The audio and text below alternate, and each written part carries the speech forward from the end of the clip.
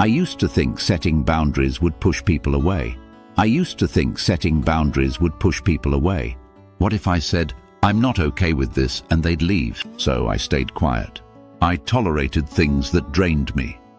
He informed me, "It's not that deep." But it was. It was slowly destroying who I was. Disclaimer: this video is based on what I've lived through. It's not advice from a therapist, just the lessons I learned the hard way. If you've ever felt like standing up for yourself meant losing someone you care about, I get it. And this is for you. After my biggest heartbreak, I started to reflect. It's not just about what occurred, but also about why I allowed it to occur. Why did I lower my standards just to keep someone in my life? Why was I so scared to say, "This doesn't work for me. This hurts me. This isn't love if it costs me peace"? Then I realized I wasn't afraid of being alone. I was afraid of disappointing people, of not being easygoing or chill. There was a sense of overload. But here's the truth: people-pleasing is not love. Silence isn't peace. And boundaries aren't rejection. They're protection. The first time I set a real boundary, I was terrified.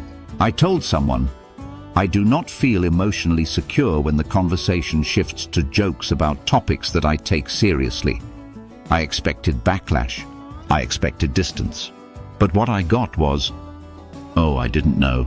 Thanks for saying something." That's when it clicked. If someone values you, they won't punish you for protecting yourself. Let me break down how I've learned to do it without guilt, fear, or second-guessing. 1. I check myself first. Before I say anything, I ask, is this a personal standard? Or am I reacting out of fear or insecurity? A boundary rooted in clarity is stronger than one rooted in confusion. 2. I communicate directly but calmly. No blaming, no attacking. I say things like, "That doesn't work for me. I'm not okay with that. I care about us, and this is something I need to feel good in this relationship." 3. I prepare for discomfort. Boundaries will make some people uncomfortable, primarily if they benefit from you having none. But if setting one causes someone to disappear, they never really chose you, just your compliance. 4. I don't chase after reactions. Once I set the boundary, I let it sit. I don't over-explain. I don't water it down. I don't apologize for protecting my peace. Part 4. What boundaries did for me. Do you know what changed once I started doing this? I stopped resenting people for crossing lines I never drew. I stopped burning out in relationships. I started attracting people who respected me, not just liked me when I was convenient. Setting boundaries didn't make me hard to love. It made love more real, deeper, and safer for us. If you're scared to set boundaries because you think it'll push people away, ask yourself this: do you want people close to you because you make them comfortable? Is it because they genuinely recognize and respect the true you?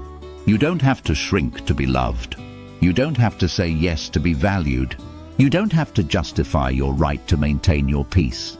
So tell me this: what's one boundary you've struggled to set and why? Drop it in the comments. Let's talk it out, judgment-free zone. If this resonates with you, subscribe. In the next video, I'll discuss how to tell when someone is disrespecting your boundaries and how to respond. Love isn't love without respect if you need to plead for peace. Isn't peace?